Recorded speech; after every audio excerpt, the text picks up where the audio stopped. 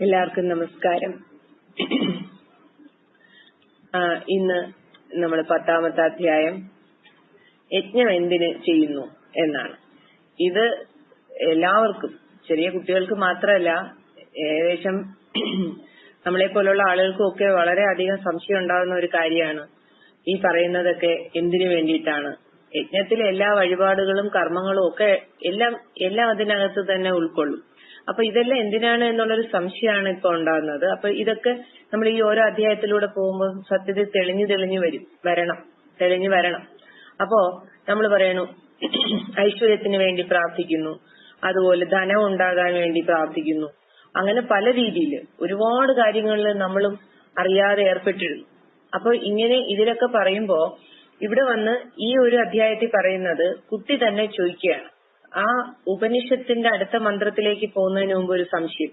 അതെന്താണെന്ന് ചോദിച്ചാൽ, ഞാനൊരു ഹവനത്തിന് പോയി, അച്ഛനും അമ്മയും കൂടി എന്നെ ഒരു ഹവനം എന്ന് പറഞ്ഞാൽ യജ്ഞം എന്നേ അർത്ഥമുള്ളൂ, യാഗം എന്നൊക്കെ അർത്ഥം. അപ്പൊ അത് എന്താണെന്ന് ചോദിക്കുകയാണ്. അപ്പൊ ഗുരു പറഞ്ഞു, അതൊക്കെ വേദങ്ങളിലെ കർമ്മകാണ്ഡ ഭാഗത്ത് പറയുന്നതാണ്. നമ്മൾ പറഞ്ഞു വേദങ്ങളെ കർമ്മകാണ്ഡം, ഉപാസനാകാന്ഡം, ജ്ഞാനകാന്ഡം എന്ന് തരംതിരിക്കാം. അപ്പോ കർമ്മത്തിന്റെ കാര്യത്തിൽ നമ്മൾ കുറെ കർമ്മം ചെയ്ത് കർത്തൃത്വം ഉപേക്ഷിച്ച് പതുക്കെ ചിത്തം ശുദ്ധമായാലേ ഉപനിഷത്തിൽ പ്രവേശിക്കാൻ പറ്റുകയുള്ളൂ. അപ്പൊ ആ കർമ്മത്തിനെ കുറിച്ച് പറഞ്ഞു. എന്നിട്ട് പറഞ്ഞു, വേദങ്ങളിൽ വിധിച്ചിട്ടുള്ള യജ്ഞകർമ്മങ്ങൾ ചെയ്താൽ ദേവന്മാർ പ്രസാദിക്കും, ഇഹത്തിലും പരത്തിലും സുഖവും ഐശ്വര്യവും ഉണ്ടാവും എന്നാണ് വിശ്വാസം. അത് നമ്മൾ അവിടെ സ്ട്രെസ് ചെയ്ത് പറയണം. വിശ്വാസമാണത്, യുക്തിചിന്തയിൽ തെളിഞ്ഞു വരുന്നതല്ല അത്. അപ്പോ അത് കഴിഞ്ഞ് അപ്പൊ ഹരി പറയാണ്, ഐശ്വര്യം ഉണ്ടാകുന്നതിന് വേണ്ടി പ്രാർത്ഥിക്കുന്നതും അല്ലെങ്കിൽ ധനം ഉണ്ടാകാൻ ആഗ്രഹിച്ചുകൊണ്ട് പ്രാർത്ഥിക്കുന്നതും ഒക്കെ ഉപനിഷത്ത് സമ്മതമല്ലല്ലോ. അപ്പോ നോക്കൂ, കുട്ടി ഇത്രയും അധ്യായങ്ങൾ കഴിഞ്ഞു വരുമ്പോ ഒരു കുട്ടിയുടെ ഉള്ളില് തനിയെ തന്നെ ഇത് തോന്നി തുടങ്ങണം. പക്ഷെ നമ്മള് ഇപ്പൊ അധ്യാപകരായിട്ട് ഗുരു ശിഷ്യ സംവാദത്തിൽ ഗുരു പറയുകയാണ്, ഒരിക്കലും ധനം ഉണ്ടാകാൻ ആഗ്രഹിക്കരുത്, ഐശ്വര്യത്തിന് വേണ്ടി പ്രാർത്ഥിക്കരുത്. ഇതൊക്കെ പറഞ്ഞാൽ കുട്ടിയുടെ അനുഭവത്തിൽ കണ്ടെത്തുകയല്ല ഇത് ചെയ്യുന്നത്, നമ്മൾ പറഞ്ഞ വാക്കുകളിലാണ് ഇരിക്കുന്നത്. അപ്പൊ ഇത് ഈ അധ്യായത്തില് കുട്ടിയെ കൊണ്ട് പറയിപ്പിക്കുന്നതിന്റെ അർത്ഥം, ഇത്രയും അധ്യായം കേട്ടുവരുമ്പോ, ഇത്രയും ഉപനിഷത്തിനെ പഠിച്ചു വരുമ്പോ കുട്ടിക്ക് ഉള്ളിൽ തെളിഞ്ഞു വരുന്നതാണിത്. ഉപനിഷത്ത് പറയുന്നത് ഒരിക്കലും ഐശ്വര്യത്തിന് വേണ്ടി പ്രാർത്ഥിക്കരുത് എന്നാണല്ലോ, അല്ലെങ്കിൽ മറ്റുള്ളവരുടെ ധനം ആഗ്രഹിക്കരുത് എന്നല്ലയോ. അപ്പൊ തന്റെ തന്നെ ധനവും ഈശ്വരന്റേതാണെന്ന് കണ്ട് അങ്ങനെയുള്ള ധനത്തിന് മോഹിക്കരുത് എന്നല്ലയോ. ഇത് കുട്ടി തന്നെ പറയണം, ശിഷ്യൻ തന്നെ പറയണം. അല്ലെങ്കിൽ എന്തു പറ്റും, ഗുരു പറഞ്ഞ വിശ്വാസം മാത്രമായി പോകും. അപ്പൊ അത് പ്രായോഗികമാക്കാൻ പ്രയാസം വരും. അതുകൊണ്ട് ഗുരു ആവർത്തിച്ച് ഈ സത്യത്തിനെ ആ ഈശാവാസ്യ ഉപനിഷത്തിന്റെ മന്ത്രം കൊണ്ട് വീണ്ടും വീണ്ടും മേൽ പറഞ്ഞ പ്രസ്താവനയൊക്കെ നമ്മൾ ഉറപ്പിച്ചു കൊടുക്കണം. അപ്പോഴും കുട്ടിയിൽ നിന്ന് വരുന്നതാണ്. ആ നമ്മൾ കേൾക്കുന്ന ശിഷ്യനിൽ നിന്ന് തന്നെ തിരിച്ച് അയാളുടെ കണ്ടെത്തലാണ് ഈ വന്നത്. അപ്പൊ ഐശ്വര്യത്തിന് വേണ്ടിയുള്ള പ്രാർത്ഥനയും ധനത്തിന്റെ പ്രാർത്ഥനയൊന്നും, ധനത്തിനെ ആർജിക്കാനുള്ള മോഹമൊന്നും ഒരിക്കലും ഉപനിഷത്ത് അനുശാസിക്കുന്നതല്ലോ എന്ന് കുട്ടി ചിന്തിച്ച് ഉപനിഷത്ത് വ്യാഖ്യാനത്തിൽ ഉപേക്ഷിക്കപ്പെടേണ്ടതാണ് ഈ ചിന്തകള്, അല്ലാതെ നമ്മൾ പറഞ്ഞു പഠിപ്പിക്കേണ്ടതല്ല. അപ്പൊ അതില് എവിടെയാണ് നമ്മളുടെ ആ ഒരു വൈഭവം വരേണ്ടതെന്ന് ചോദിച്ചാൽ, ആവർത്തിച്ച് പറഞ്ഞു നമ്മൾ പഠിപ്പിക്കുന്ന ഒരു കാര്യത്തിൽ നിന്നും ഉണ്ടായ കുട്ടിയുടെ ചിന്തയിലെ പ്രായോഗിക വശമാണ് കുട്ടി തന്നെ പറയുന്നത്. അല്ലെങ്കിൽ ഇത് വലിയ നമുക്ക് പിന്നെ നാളെ ഒരു സമയത്ത് ഈ കുട്ടി പറയും, എന്നെ ടീച്ചർ പഠിപ്പിച്ചത് ഇങ്ങനെയാണ്. പക്ഷെ എന്താണ് അതിന്റെ ഉള്ളിലെ ആ ഉപനിഷത്ത് മന്ത്രത്തിലൂടെയുള്ള അതിന്റെ അന്തസത്ത എന്ന് കുട്ടിക്ക് ഒരുപക്ഷെ പിന്നെ വിശദീകരിക്കാൻ സാധിക്കില്ല. അപ്പൊ കുട്ടികളിൽ തന്നെ ഈ ചിന്ത ഉൾക്കൊള്ളണം. ആ ചിന്തയിൽ നിന്നും അവർക്ക് തനിയെ തെളിഞ്ഞു വരണം ഈ കാണിക്കുന്ന വഴിപാടുകളോ അല്ലെങ്കിൽ ഇതൊന്നും. അതുകൊണ്ടാണ് ഇതിനെ കൈകാര്യം ചെയ്യുമ്പോൾ ഒന്ന് ശ്രദ്ധിച്ച് പറയേണ്ടി വരും. അപ്പോ എന്നിട്ട് ഗുരു പറഞ്ഞു, അതെ താൻ പറഞ്ഞത് ശരി തന്നെയാണ്. അപ്പൊ ഹവനം ചെയ്യേണ്ട ആവശ്യമില്ല എന്നാണോ മനസ്സിലാക്കേണ്ടത്? അപ്പൊ ഗുരു പറഞ്ഞു, അത് ചെയ്യണമോ വേണ്ടയോ എന്നത് ഓരോരുത്തർക്കും അതിനെപ്പറ്റിയുള്ള ധാരണ പോലെ ഇരിക്കും. അതായത് നമ്മളുടെ ജ്ഞാനം എത്രത്തോളം പൂർണ്ണമായി വരുമോ അത്രത്തോളം നമ്മുടെ ഈ മാനസികമായ സങ്കല്പങ്ങൾ, ആവശ്യമില്ലാത്ത വൈകല്യങ്ങൾ ഒക്കെ കുറഞ്ഞു വരും. അപ്പൊ പെട്ടെന്ന് ഒരു ദിവസം ഇതിനെയൊന്നും നമുക്ക് മാറ്റാനോ ഒന്നും സാധ്യമല്ല. നമ്മുടെ ഈ പറഞ്ഞ ജ്ഞാനത്തിന്റെ ആ ഉള്ളിൽ തെളിഞ്ഞു വരുന്ന ആ ഒരു തെളിമ കൊണ്ട് മാത്രമേ ഇങ്ങനെയുള്ള കുറെ നമ്മുടെ ആശയക്കുഴപ്പങ്ങളും അല്ലെങ്കിൽ നമ്മുടെ ചില വിശ്വാസങ്ങളും ആ പറഞ്ഞതുപോലെ അർത്ഥമില്ലാത്ത ആചാരങ്ങളും ഒക്കെ നമുക്ക് ഉപേക്ഷിക്കാൻ സാധിക്കൂ. അപ്പൊ ഇത് പുസ്തകം കൂടി എടുത്തു വെച്ച് കേൾക്കുന്നത് നല്ലതായിരിക്കും എന്നാണ് എനിക്കൊരു തോന്നല്. അപ്പൊ പുസ്തകം എടുത്തു വെക്കണം. കാരണം ഈ ചാപ്റ്ററൊക്കെ അധ്യായക്ക് ഗുരു പറഞ്ഞതുപോലെ പറഞ്ഞു പോകാനാണ് എനിക്കും താല്പര്യം. കാരണം ഒരു കുട്ടികൾക്ക് പറഞ്ഞു കൊടുക്കുമ്പോൾ വ്യക്തമായിട്ട് പറഞ്ഞു തരാൻ ഗുരുവിന്റെ ഈ ഒരു അധ്യായം തന്നെ, അതായത് ഗുരുവിന്റെ ആ ഒരു എഴുത്ത് തന്നെ നമുക്ക് പ്രയോജനം ചെയ്യും. പുറമേന്ന് കൊണ്ടുവന്ന് പറയാൻ ചില ഉദാഹരണങ്ങളൊക്കെ അപ്പോഴെപ്പോഴും ഉപയോഗിക്കാവുന്നതേ ഉള്ളൂ.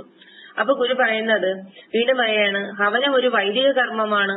കർമ്മം എന്നാൽ എന്താണെന്ന് അറിയാമോ എന്നാണ്. വൈദിക കർമ്മം എന്ന് പറഞ്ഞാൽ വേദങ്ങളെ സംബന്ധിച്ചത് എന്നാണ്. അപ്പൊ വേദങ്ങളിൽ പറഞ്ഞിരിക്കുന്ന ഒരു കർമ്മമാണ് ഈ പറയുന്ന ഹവനം അല്ലെങ്കിൽ യജ്ഞം എന്ന് പറഞ്ഞു. കർമ്മം എന്ന് പറഞ്ഞാൽ എന്താണ്? അപ്പൊ പറയുന്നു, നമ്മൾ എന്തിനെങ്കിലും ചെയ്യുന്നതിനെയാണ് കർമ്മം എന്ന് പറയുന്നതാണ്. നമ്മളൊക്കെ വിചാരിച്ചു വെച്ചിരിക്കുന്നത് കർമ്മം എന്ന് പറഞ്ഞാൽ എന്തോ നമ്മളുടെ ഡ്യൂട്ടിയാണ് എന്നാണ്, എന്റെ കർമ്മം എന്ന് പറയുമ്പോ.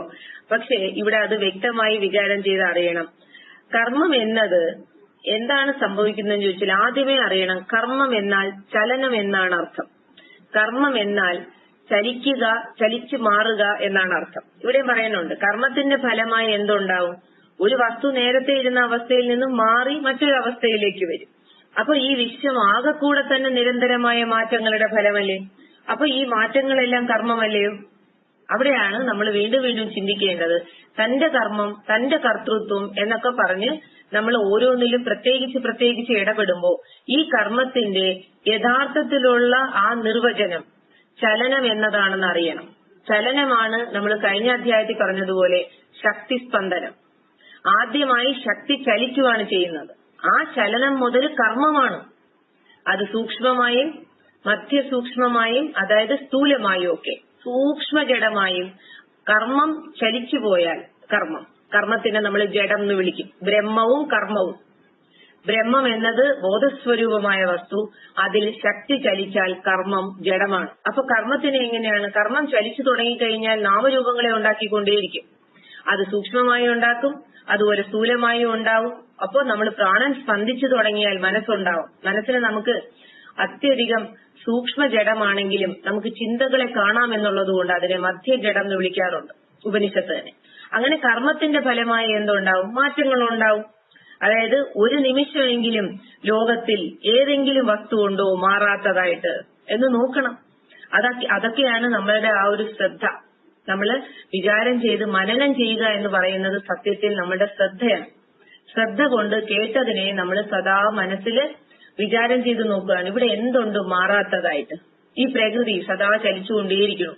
ആ പ്രകൃതിക്കകത്ത് പരമാണുക്കൾ ചലിക്കുന്നു എന്നുള്ള വാസ്തവം ഇരിക്കട്ടെ, എന്നാലും എന്റെ കണ്ണുകൊണ്ട് കാണുന്നതൊക്കെ ചലിച്ചുകൊണ്ടേയിരിക്കുകയാണ്. ഇവിടെ ചലിക്കാതെ ഏതെങ്കിലും സ്ഥിരമായി നിൽക്കുന്ന എന്തെങ്കിലും ഉണ്ടോ? എന്റെ ശരീരം ചലിച്ചുകൊണ്ടേയിരിക്കുന്നു, ചലിച്ചു മാറിക്കൊണ്ടേയിരിക്കുവാണ്. ഇന്ദ്രിയങ്ങൾ, നമ്മുടെ ഉള്ളിലെ മനസ്സ് എപ്പോഴും ചിന്തകൾ തന്നെ. ബുദ്ധി പല രീതിയിൽ ചിന്തിച്ച് നിശ്ചയിക്കുന്നു, തീരുമാനം മാറ്റുന്നു. അപ്പൊ ബുദ്ധി. പിന്നെയുള്ളത് എന്താണ്? ആ പ്രാണസ്പന്ദനം, അതും ചലിച്ചുകൊണ്ടേയിരിക്കുന്നു. അതിൽ ഞാൻ എന്ന അഹങ്കാരം, അത് പറയേ വേണ്ട. ആ ജീവനാണെങ്കിലോ തുടിച്ചുകൊണ്ടേയിരിക്കുന്നു. ജീവൻ സകല സമയത്തും ചലിച്ചുകൊണ്ടേയിരിക്കുന്നു. ഇതിനെ ഒക്കെ കർമ്മം എന്നാണ് വിളിക്കുന്നത്. അല്ലാതെ നമ്മള് കരണേന്ദ്രിയങ്ങളെ കൊണ്ട് കൈയും കാലും കൊണ്ട് ചെയ്യുന്നതിനെ മാത്രമല്ല കർമ്മം എന്ന് പറയുന്ന, സൂക്ഷ്മ ചലനത്തിനെ പോലും കർമ്മം എന്നു പറയുന്നു. അപ്പോ ഗുരു പറയാണ്, അങ്ങനെയാണെങ്കിൽ ഈ നിരന്തരമായ മാറ്റം കണ്ടിട്ടുണ്ടെങ്കിൽ ഇതിന്റെ അർത്ഥം കർമ്മങ്ങൾ എവിടെയും എപ്പോഴും സഹജമായി തന്നെ നടക്കുന്നു എന്നല്ലേ അറിയേണ്ടത്. അപ്പോ അത് കുട്ടികളിൽ വ്യക്തമായി കർമ്മം എന്നാൽ ചലനം എന്ന് പറഞ്ഞ് പഠിപ്പിച്ചു കൊണ്ടുവരണം. എന്നിട്ട് ആ പരമാണുക്കളുടെ ചലനം തൊട്ട് ഇവിടെ കാണുന്ന സകല സ്ഥൂലമായ ചലനങ്ങളും ഒക്കെ കർമ്മത്തിന്റെ ഭാഗമാണ്.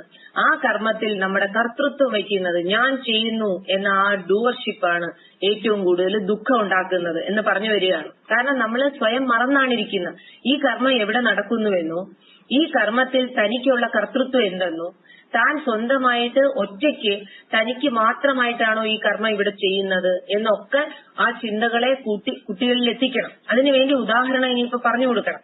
അപ്പോ അതുകൊണ്ട് ഏത് തരത്തില് അപ്പൊ സ്വാഭാവികമായി സംഭവിക്കുന്നതാണ് എന്ന്, അല്ലെങ്കിൽ പറയാം ഇത് പ്രകൃതിയോ ദൈവമോ ആണ് ചെയ്യുന്നതെന്ന്, ഇത് കുട്ടിയുടേതാണ്. അപ്പൊ ഗുരു പറയാണ്, അങ്ങനെ ഏത് തരത്തിൽ കണ്ടാലും ഒരു കാര്യം തീർച്ചയാണ്, ഈ കർമ്മങ്ങളൊക്കെ തന്റേതാണ് എന്ന് അവകാശപ്പെടാൻ ഒരു വ്യക്തിക്കും സാധ്യമല്ല.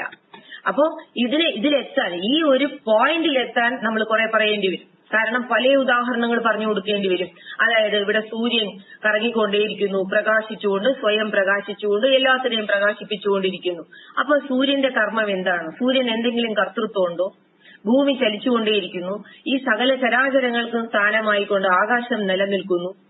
ആകാശത്തിൽ വായു ചലിച്ചുകൊണ്ടേയിരിക്കുന്നു. അഗ്നി എല്ലാവർക്കും വേണ്ടിയിട്ട് ജ്വലിച്ചുകൊണ്ടേയിരിക്കുന്നു, പല പല കാര്യങ്ങൾക്ക് വേണ്ടിയിട്ട്. ജലം അതിന്റേതായ കർമ്മം ചെയ്തുകൊണ്ടേയിരിക്കുന്നു എല്ലാത്തിനും. അപ്പൊ പഞ്ചഭൂതങ്ങളിൽ പോലും ഈ കർമ്മം നടത്തുന്നവൻ ആരാണ്? ഇതെല്ലാം ചലിക്കുന്നത് എന്തിനു വേണ്ടിയിട്ടാണ്? അതുപോലെ കർമ്മയോഗം ഭഗവത്ഗീതയിലെ 3-ാമത്തെ അധ്യായം 9-10 ശ്ലോകങ്ങളൊക്കെ വായിച്ചു നോക്കിയാൽ അറിയാം. ഇവിടെ ഒരു യജ്ഞം നടന്നുകൊണ്ടേയിരിക്കുവാണ്. അതായത് ഈ പറയുന്ന കടലിൽ നിന്നും മേഘങ്ങൾ ഉണ്ടാകുന്നു, മേഘങ്ങൾ മഴയായി പെയ്യുന്നു, ആ മഴ പെയ്യുന്നത് കൊണ്ട് ഭൂമിയിൽ അന്നം ഉണ്ടാകുന്നു, ആ അന്നം കൊണ്ടാണ് ബാക്കിയെല്ലാം നിൽക്കുന്നത്. അപ്പൊ ഇതെല്ലാം ആര്? പരസ്പരം ഭാവയന്തഃ എന്നാണ്. എല്ലാം തമ്മിൽ കണക്ട് ചെയ്ത്, അതായത് ഭഗവാൻ അങ്ങനെ ആധാരമായി എല്ലാത്തിനു വേണ്ടിയിട്ടും നിലനിന്നിട്ട് നിരപേക്ഷമായി നിന്നുകൊണ്ട് സകലതിനെയും സാപേക്ഷമായി എല്ലാം ഇന്റർ കണക്റ്റഡ് ആണ്, ഒന്നില്ലെങ്കിൽ ഒന്നില്ല.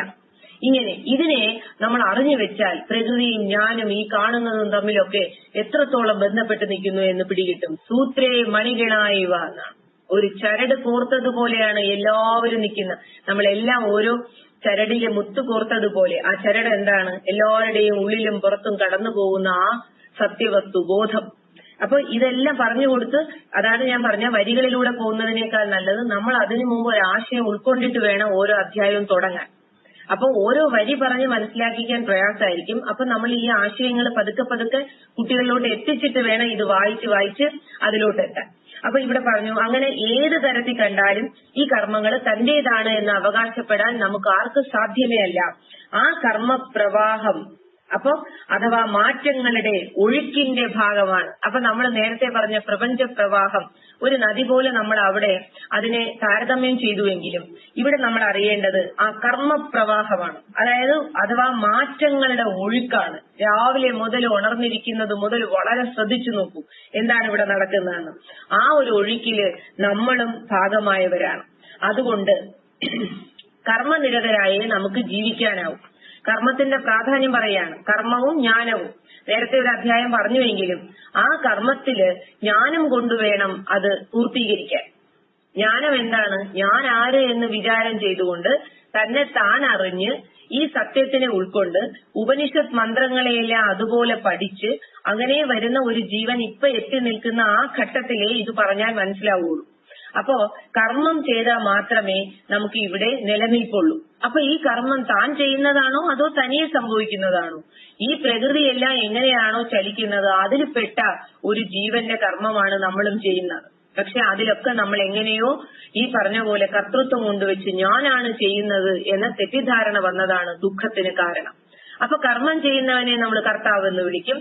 അതുപോലെ കർമ്മം ചെയ്യുന്ന കർത്താവില്ലെങ്കിൽ കർമ്മവും ഇല്ലാത്തതാണെന്ന് വരും. കർത്താവില്ലാതെ നടന്നുകൊണ്ടിരിക്കുന്ന കാര്യങ്ങളെ വൃത്തികൾ എന്നാണ് വിളിക്കുന്നത്. എന്ന് പറഞ്ഞാൽ ഇവിടെ കാണുന്ന സകല മാറ്റങ്ങൾക്കും കർത്താവിനെ നമുക്ക് കാണാനൊന്നും സാധ്യമല്ല. അപ്പൊ അതിനെയൊക്കെ നമ്മൾ എന്തു പറയും? വൃത്തികൾ. വൃത്തികൾ എന്ന് പറഞ്ഞാൽ വിചാരങ്ങളിലെ അർത്ഥമുള്ളൂ. ഇപ്പൊ നമ്മുടെ ചിത്തത്തിൽ വരുന്ന വൃത്തികളെ ചിത്തവൃത്തികൾ എന്ന് പറയാറുണ്ട്.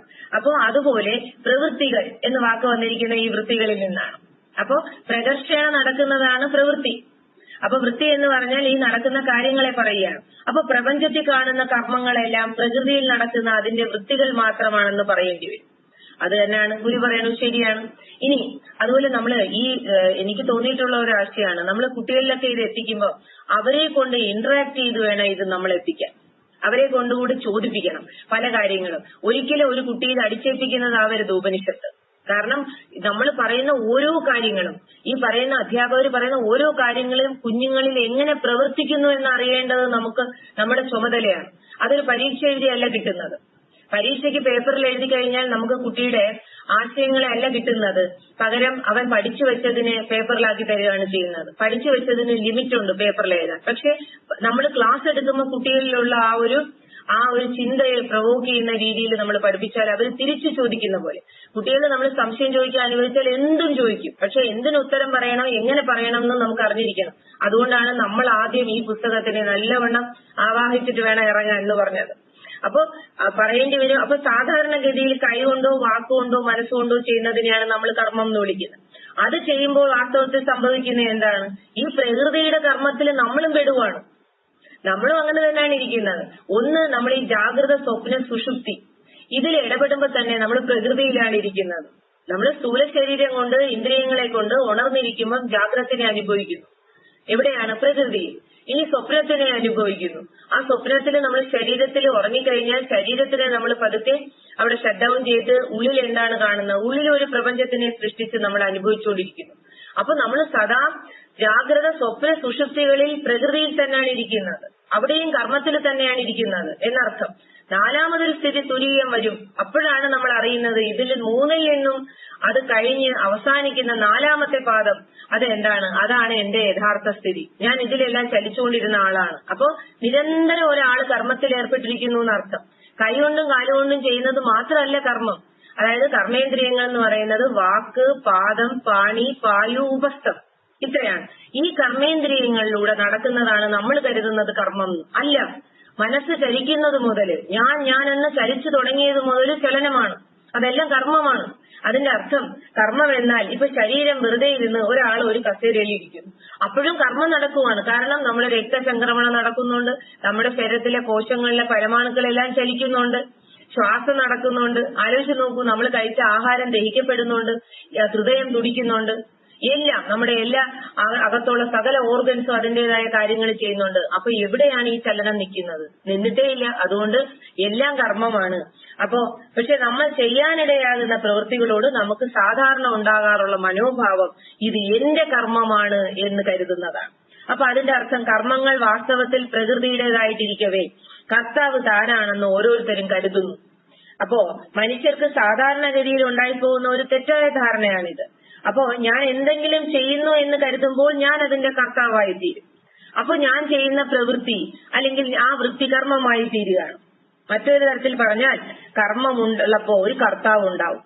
എന്നാൽ ചെയ്യുന്ന പ്രവൃത്തിക്ക് ശ്രദ്ധിച്ചു നോക്കണം, ചെയ്യുന്ന പ്രവൃത്തിക്ക് ഒരു കർത്താവുമില്ല. ആ ചിന്തയാണ് കർത്താവായിട്ട് അവിടെ നിൽക്കുന്നത്. ഞാൻ ചെയ്യുന്നു. ഇനി താനൊരു കാര്യം ചെയ്താൽ അതിനോട് തനിക്കുള്ള മനോഭാവം എന്തായിരിക്കും? ഗുരു ചോദിക്കുകയാണ്. ആ കർമ്മം എന്റേതാണെന്ന് ഞാൻ കരുതും. നമ്മൾ ഓരോരുത്തരും നമ്മളോട് ചോദിച്ചു നോക്കണം. ഇപ്പൊ നമ്മള് ഗുരു ശിഷ്യനോട് പഠിപ്പിക്കുമ്പോ സംവാദത്തിൽ ഏർപ്പെടുമ്പോ പോലും ആ നിമിഷം നമ്മൾ ചിന്തിച്ചു നോക്കണം. നമുക്ക് തോന്നുന്നത് എന്താണ്? ഞാൻ പഠിപ്പിക്കുന്നു. ഇപ്പൊ ഈ പറഞ്ഞുകൊണ്ടിരിക്കുമ്പോ എനിക്ക് അങ്ങനെ തോന്നിയാൽ, ഞാൻ പറയുന്നു എന്ന് തോന്നിയാൽ അതിനകത്ത് സ്വാർത്ഥത വരും, സംശയമില്ല. ഇത് അത്ര കണ്ട് ഫലം ചെയ്യില്ല. അപ്പൊ നമ്മൾ എന്താണ് ഈ ചെയ്യുന്നത്? എന്നിൽ ഏൽപ്പിച്ചിരിക്കുന്ന കർമ്മം ഇങ്ങനെ നടക്കുന്നു. ഭഗവാൻ ഇന്നിപ്പോ എന്നെ കൊണ്ടാണ് ഇത് ചെയ്യിപ്പിക്കാൻ ശ്രമിക്കുന്നത്, അതുകൊണ്ടാണ് ഞാനിത് ചെയ്യുന്നത് എന്ന ഭാവത്തിലിരിക്കണം. ഈ ബുദ്ധി, മനസ്സ് എല്ലാം ഭഗവാന്റേതാണ്.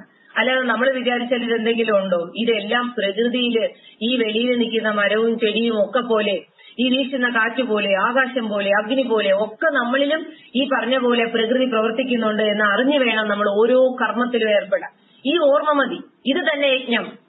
ഈ ഒരു ഓർമ്മയാണ് യജ്ഞം. ഈശാവാസ്യം ഇതം സർവം. കണ്ടോ? അങ്ങനെ ഒരു ചിന്തയുണ്ടെങ്കിൽ നമ്മുടെ കർമ്മത്തിനൊന്നും നമുക്കൊരു ബന്ധവും വരില്ല. അപ്പൊ ഗുരു അടുത്ത പറയാൻ, കർമ്മം എന്റേതാണെന്ന് കരുതിപ്പോയാൽ താൻ ചെയ്ത കർമ്മത്തിനോട് തന്നെ ബന്ധിപ്പിക്കുകയാണ്. അതിനെയാണ് കർമ്മബന്ധം എന്ന് വിളിക്കുന്നത്. എത്ര എളുപ്പമായിട്ട് പറഞ്ഞുകൊണ്ട് വന്നു നോക്കൂ.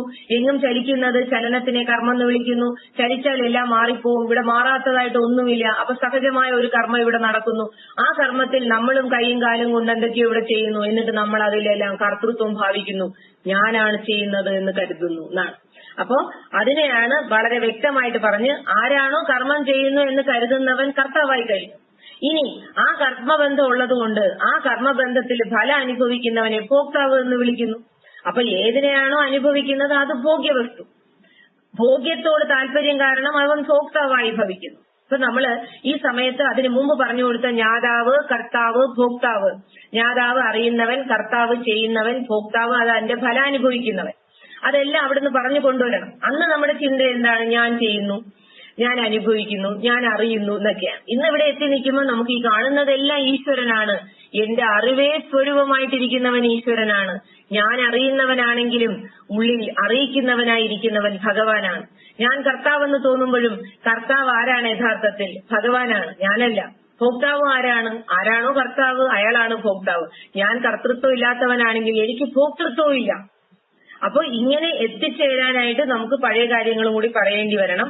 അപ്പോ അങ്ങനെ കർമ്മബന്ധം ഉണ്ടാകുന്നത് വെറുതെ സങ്കല്പിച്ചാണ് എന്നാണ് പറഞ്ഞത്. വെറുതെ എനിക്ക് തോന്നുന്നു കർമ്മ എന്റേതാണെന്ന്. അപ്പൊ ഒരു കർമ്മബന്ധം വന്നു. അപ്പൊ കർമ്മബന്ധം പോവാൻ എന്ത് ചെയ്യും? തോന്നിയ ഞാനൊന്ന് വിവേകപൂർവ്വം ചിന്തിച്ചാൽ മതി. എനിക്ക് കർത്തൃത്വം ഇല്ല, കഴിഞ്ഞു. അപ്പൊ കർമ്മബന്ധം കർത്താവ് എന്ന് വിചാരിച്ചത് കൊണ്ടാണ് വന്നതെങ്കിൽ ഞാൻ കർത്താവല്ല എന്ന് പറഞ്ഞ് കർമ്മം ചെയ്തു നോക്കൂ, അപ്പൊ കർമ്മബന്ധവും ഇല്ല എന്ന് ഉപനിഷത്ത് വാക്യം. ഭഗവാൻ ഗീതയിൽ പല സ്ഥലത്തും കർമ്മയോഗം നല്ലവണ്ണം പഠിച്ചു നോക്കണം. 3-ാമത്തെ അധ്യായം കർമ്മയോഗം ഭഗവത്ഗീതയിൽ വായിച്ചു നോക്കിയാൽ ഇതിനെക്കുറിച്ച് നമുക്ക് വ്യക്തമായിട്ട് പിടികിട്ടും. ഭഗവാൻ അവിടെ തന്നെ പറയുന്നു, ഒരു കർമ്മമോ കർത്തൃത്വമോ ഇവിടെ ആരെയും ഏൽപ്പിച്ചിട്ടില്ല എന്നാണ്. എല്ലാം പ്രകൃതിയിൽ നടന്നു പോകുന്നു, നീയും ആ പ്രവാഹത്തിൽപ്പെട്ട് ചലിച്ചുകൊണ്ടേയിരിക്കുന്നു. പക്ഷെ നിന്റെ അവിവേകം കൊണ്ട് നീയാണത് ചെയ്യുന്നതെന്ന് കരുതുന്നു അർജുന. അതുപോലെ ഭഗവാന്റെ കാര്യത്തിലും പറയുന്നു, എനിക്കിവിടെ ഈ ലോകങ്ങളിലൊന്നും, ഈ 3 ലോകങ്ങളിൽ എനിക്ക് ചെയ്യാൻ ഒന്നുമേ ഇല്ല, എന്നിട്ടും ഞാൻ ചെയ്തുകൊണ്ടേയിരിക്കുന്നു. ഭഗവാൻ പോലും, ജ്ഞാനിയായ ശ്രീകൃഷ്ണ ഭഗവാൻ പോലും ഉപദേശത്തിൽ അങ്ങനെ പറയുന്നുണ്ട്. അപ്പൊ കർമ്മയോഗമൊക്കെ ഒന്ന് നോക്കുന്നത് നന്നായിരിക്കും. അപ്പോ ഇനി പറയുന്നു, അടുത്തതാണ് ഏറ്റവും വലിയ പ്രധാനപ്പെട്ട ഒരു വാക്യം. അത് കുട്ടിയെ കൊണ്ട് തന്നെ പറയിപ്പിക്കുകയാണ്. ഹരി പറയുന്ന വാക്യമാണെങ്കിൽ പോലും അത് നമുക്ക് ആവർത്തിച്ച് ശീലിക്കാനുള്ളതും ആവർത്തിച്ച് പരിശീലിപ്പിക്കാനുള്ളതുമാണ്. ആവർത്തിച്ച് നോക്കേണ്ട കാര്യം. അതായത് അപ്പൊ കാര്യങ്ങൾ ഏകദേശമൊക്കെ വ്യക്തമായിട്ട് വന്നു ഹരിക്ക്.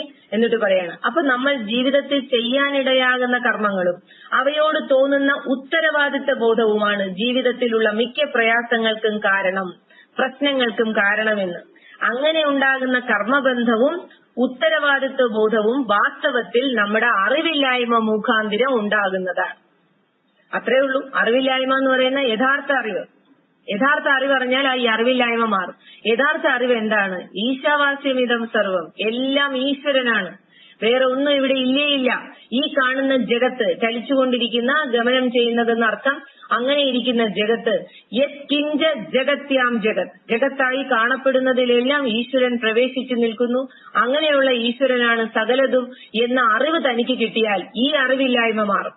അറിവില്ലായ്മ എന്താണ്? തന്റെ ഉത്തരവാദിത്വ ബോധവും തൽഫലമായിട്ടുണ്ടാകുന്ന കർമ്മബന്ധവും എന്നാണ്. ഇപ്പൊ തന്നെ നമ്മൾ പറഞ്ഞുകൊണ്ടിരിക്കുന്നത് മുഴുവൻ നമുക്ക് മോക്ഷത്തിനുള്ള വഴിയാണ്. മോക്ഷം വരണമെങ്കിൽ കർമ്മബന്ധം മാറണം. കർമ്മബന്ധമാണ് നമ്മുടെ മോക്ഷത്തിന് വിലങ്ങുതടിയായി നിൽക്കുന്നത്. പറയുന്നുണ്ട്, കെട്ടുകളറ്റേ മുക്തി വരൂ ദൃഢം എന്നാണ്. കെട്ടുകൾ എന്താണ്? കർമ്മമാണ്. അതുകൊണ്ട് ഈ കർമ്മത്തിന് വ്യക്തമായി അറിഞ്ഞു വേണം ഇനി ചെയ്യാൻ. കർമ്മം എന്നത് ചലനമെന്ന് മാത്രമാണ്. എല്ലാ ഇടവും ചലനം ഉണ്ടായിക്കൊണ്ടേയിരിക്കുന്നു. അതിൽപ്പെട്ട ഞാനും ചലിച്ചുകൊണ്ടേയിരിക്കുന്നു. പക്ഷെ എന്റെ ചലനങ്ങളെല്ലാം ഞാൻ എന്തോ കർത്തൃത്വഭാവത്തോടുകൂടി ചെയ്യാൻ ശ്രമിക്കുമ്പോൾ ഉണ്ടാകുന്ന എന്റെ ദുഃഖമാണ് എന്റെ ഏറ്റവും വലിയ ഈ കാണുന്ന ദുരിതം. ലോകം എന്നത് എന്നെ ഇത്രത്തോളം ദുരന്തത്തിൽ കൊണ്ടെത്തിച്ചത് എന്റെ കർത്തൃത്വഭാവമാണ്. അപ്പൊ ഗുരു പറഞ്ഞു, കറക്റ്റ്, ഇത് തന്നെയാണ് നീ കണ്ടെത്തിയ പ്രശ്നത്തിന്റെ മർമ്മം. ഇനി പറയൂ, അങ്ങനെ ഉണ്ടാകുന്ന സങ്കടങ്ങളിൽ നിന്നും പ്രശ്നങ്ങളിൽ നിന്നും എങ്ങനെ നമ്മളെ മോചിപ്പിക്കാം? അപ്പൊ ഹരി പറഞ്ഞു, അതിന് ഉത്തരം എളുപ്പമാണല്ലോ. ഞാൻ കർത്താവാണെന്ന തോന്നൽ ഓരോരുത്തരും ഉപേക്ഷിച്ചാൽ മതി. എല്ലാം ചെയ്യുമ്പോ ഇതൊന്ന് ശീലിച്ചു നോക്കൂ. എപ്പോഴും എന്ത് ചെയ്യുമ്പോഴും ഭഗവാനെ ഞാനല്ല ചെയ്യുന്നത്, അങ്ങാണ്, അങ്ങനെ ഏൽപ്പിച്ചതാണ്. കാരണം അങ്ങ് ഭഗവാനാകുന്ന ബോധസ്വരൂപം ഉള്ളിലില്ലെങ്കിൽ ഞാനുണ്ടോ, നീയുണ്ടോ, ഈ കാണുന്ന എന്തെങ്കിലും ഉണ്ടോ? നമുക്ക് എന്ത് ചെയ്യാൻ കഴിയും?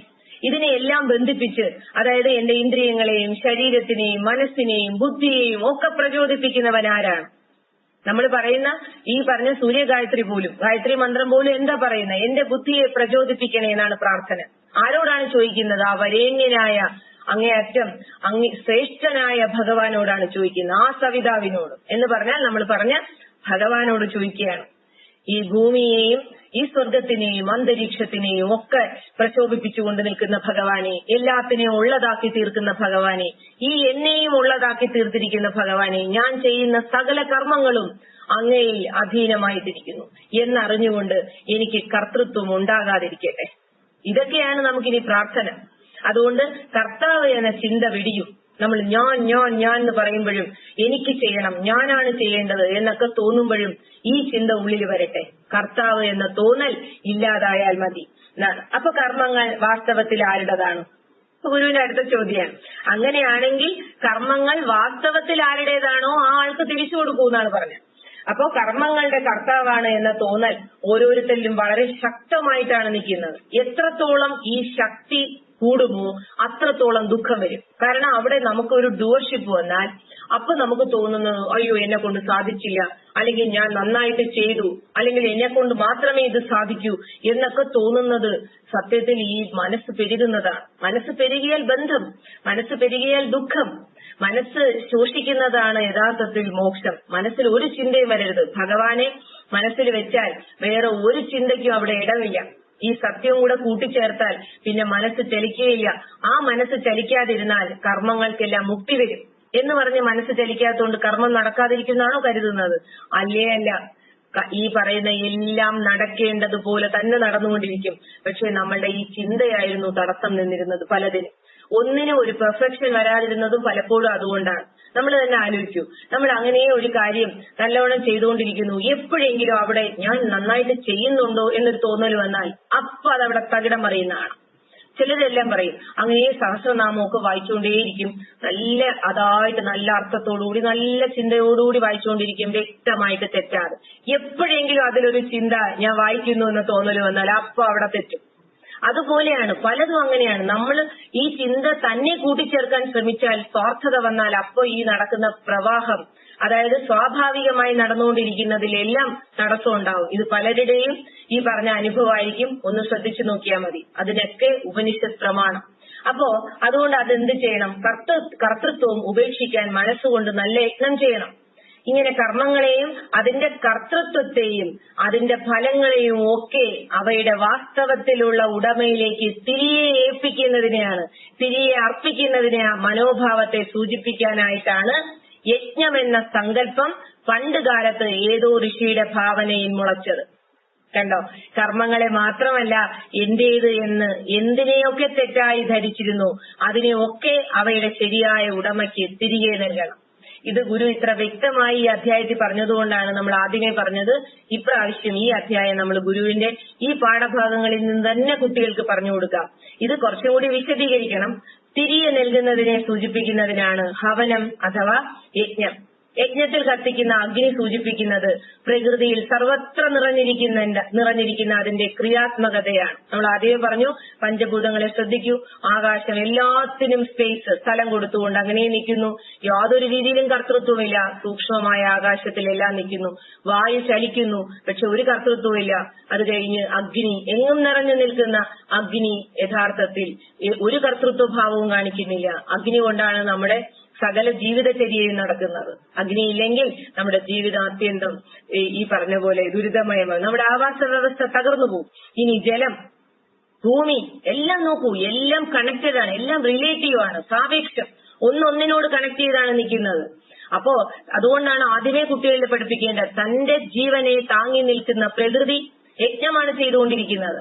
ആ പ്രകൃതിയിൽ ഇരിക്കുന്നത് കൊണ്ടാണ് തന്റെ ജീവൻ ആദ്യമായി പ്രാണസ്പന്ദനത്തിലൂടെ തുടിച്ച് ഈ ശരീരാദികളിൽ ഇരിക്കുന്നത്, തന്റെ കർമ്മങ്ങൾ നടക്കുന്നത്. ഇത് ചിന്തിക്കുന്ന ഒരാളിനറിയാം ഇത് തന്റെ കഴിവാണോ അതോ അത് പ്രകൃതിയിൽ ഇരിക്കുന്നതിന്റെ ആ ഭാഗമാണോ? അത്രയേ ഉള്ളൂ. ഇത് നമ്മൾ എത്തിക്കുന്നതിനാണ് ഏറ്റവും അധികം നമ്മൾ കൂടുതൽ ഉദാഹരണങ്ങൾ പറഞ്ഞു കൊടുക്കേണ്ടത്. ചെറിയ ചെറിയ ഉദാഹരണങ്ങൾ ചുറ്റുപാടുകളിൽ നിന്നിട്ട് എത്രത്തോളം നമ്മളെല്ലാം അങ്ങോട്ടും ഇങ്ങോട്ടും സാപേക്ഷമായിട്ടാണ് ഇരിക്കുന്നത്, റിലേറ്റീവ് ആയിട്ടാണ് ഇരിക്കുന്നത് എന്നാണ്. അപ്പോ അത് കഴിഞ്ഞിട്ട് ഗുരു പറയുന്നു ആ അഗ്നിയുടെ സാകല്യതയിലേക്ക് നമ്മുടേതെന്ന് തെറ്റായി കരുതിയിരുന്നതിനെ മുഴുവൻ തിരികെ അർപ്പിക്കുന്ന യജ്ഞമാണ്. അങ്ങനെ നമ്മൾ എന്ത് ചെയ്യാണ്? എല്ലാം ആ ഹവനം ചെയ്യുമ്പോ ഹോമാഗ്നിയിലോട്ട് ഇടുക. ഇതിന് ഏറ്റവും നല്ല ശ്ലോകമാണ് ഭഗവത്ഗീതയിലെ ജ്ഞാനയോഗത്തില് ബ്രഹ്മാർപ്പണം, ബ്രഹ്മഹവിർ, ബ്രഹ്മാഗ്നൗ, ബ്രഹ്മണാഹുതം, ബ്രഹ്മൈവതേന ഗന്ധവ്യ, ബ്രഹ്മകർമ്മ സമാധിനഃ എന്ന് പറയുന്ന ശ്ലോകം. അപ്പോ ഇത് ബ്രഹ്മാർപ്പണം, സകലതും ബ്രഹ്മമായി കാണുന്നു, സകലതും സച്ചിദാനന്ദം ഈശ്വരനായി കാണുന്നു. എന്നിട്ട് എന്ത് ചെയ്യുമ്പോഴും ഈ അർപ്പിക്കുന്നവനും അർപ്പണവും അഗ്നിയും ഹോമകുണ്ടവും എല്ലാം ഹോതാവും ഹുതം ചെയ്തതും ഒക്കെ ബ്രഹ്മം. ഇങ്ങനെ സർവം ബ്രഹ്മമയം, സർവം ഈശ്വരമയം എന്നതാണ് യഥാർത്ഥ യജ്ഞം. സത്യത്തിൽ അഹം ജുഹോസ്മി, എന്നെ തന്നെ ആ ഹവനം ചെയ്യുന്നതിലിടുകയാണ്, എന്നെ തന്നെ അതിനകത്ത് ഇട്ട് ഹോമിക്കുകയാണ്. കാരണം ഞാൻ എന്ന കർത്തൃത്വം ഇല്ല. പിന്നെ ആരേ ഉള്ളൂ? ഭഗവാനേ ഉള്ളൂ. ഇതിൽ കൂടുതൽ ഒരു യജ്ഞം വേറെ ചെയ്യാനുണ്ടോ?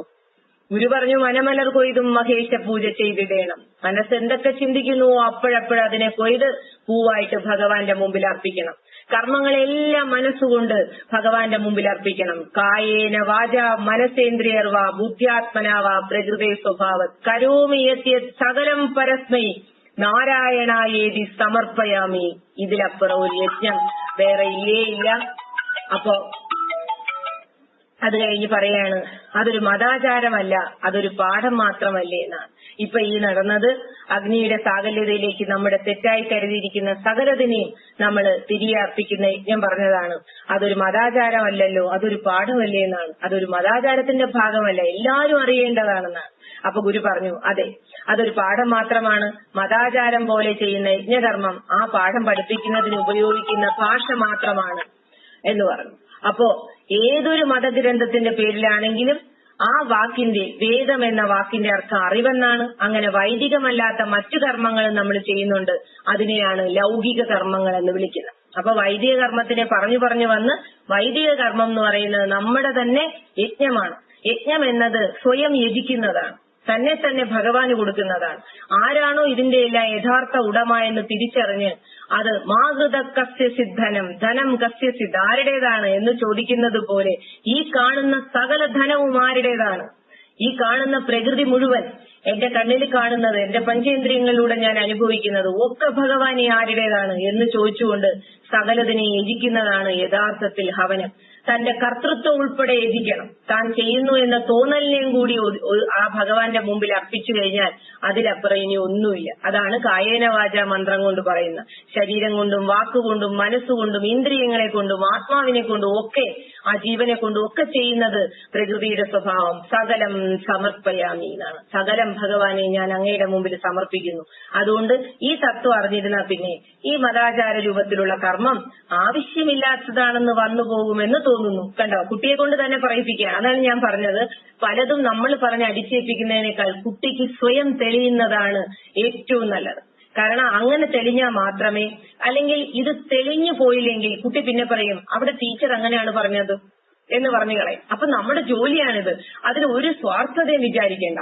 നല്ല നിസ്വാർത്ഥമായിട്ട് ആവർത്തിച്ച് പറഞ്ഞാൽ ശ്രവണം കൊണ്ട് ഇത് ആർക്കും തെളിഞ്ഞു പോകും. കാരണം ഓരോരുത്തരുടെയും ഉള്ളിൽ അന്തർയാമിയായിരിക്കുന്നത് ഒരേ ഈശ്വര സ്വരൂപമാണ്, ഒരു സംശയം വേണ്ട. അതുകൊണ്ട് നമ്മൾ പറ്റുന്നത് പോലെ, അതാണ് നമ്മുടെ കർമ്മം. എന്താണ്? ഇപ്പൊ ഇതിനെ പഠിപ്പിക്കലാണ് കർമ്മമെങ്കിൽ കർത്തൃത്വം ഉപേക്ഷിച്ചിട്ട് ചെയ്യൂ, ഫലമൊന്നും ഇച്ഛിക്കേണ്ട.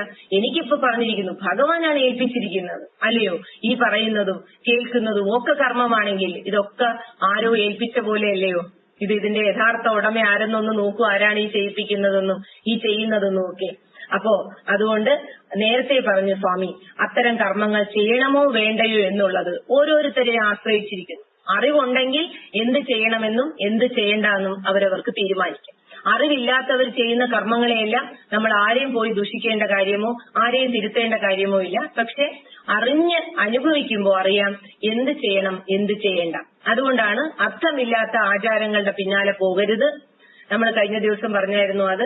അതായത് നമുക്ക് തന്നെ യുക്തിചിന്ത ചെയ്യാം, ഇതിന് എന്തെങ്കിലും അർത്ഥമുണ്ടോ? അതായത് തന്റെ ജീവിതത്തിൽ ഈ പരമാത്മ സാക്ഷാത്കാരമാണ് ഏറ്റവും പരമമായ ലക്ഷ്യം എന്ന് ഉപനിഷത്ത് വിളിച്ചു പറയുമ്പോൾ തത്വമസി വാക്യത്തിലെ തത്വം നീ ബ്രഹ്മമാകുന്നു എന്നാണ്, ജീവൻ ബ്രഹ്മമാകുന്നു എന്നാണ്. അങ്ങനെയാണെങ്കിൽ അത് കിട്ടാത്ത എന്തെങ്കിലും കർമ്മം ഞാൻ ഇവിടെ ചെയ്തതുകൊണ്ട് എന്ത് കാര്യം? അപ്പൊ ഞാൻ ചെയ്യുന്ന കർമ്മങ്ങളെല്ലാം എങ്ങനെ അതാക്കി തീർക്കാം?